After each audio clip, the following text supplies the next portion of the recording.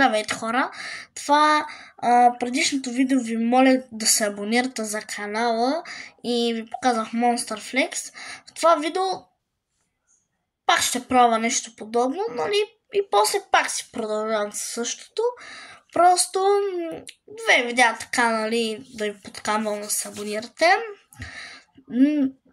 Така, аз сега влизам в YouTube, понеже, нали, не знам какъв да ми е, какви видеа да снимам. То просто аз, нали, гледам,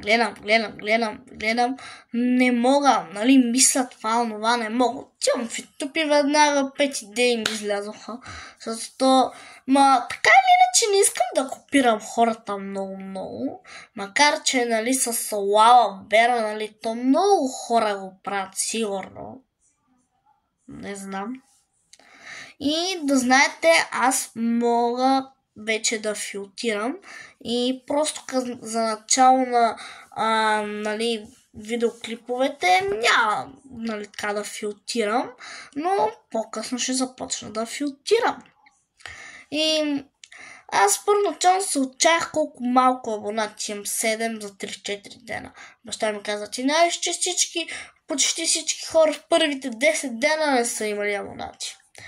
Да, и аз така си мислех, но пак, нали, имам си и така, в това видео още ще ви кажа как доста хора, нали, в YouTube виждам, нали, как, така да се кажем,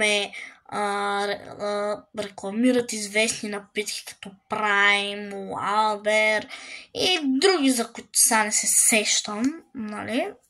И си мисля как, нали, много малко абонати са, примерно 10 000 си чуда, с които си имам само 7 абоната, колко ли съм зле.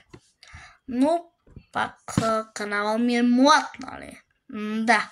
И чао и до нови срещи!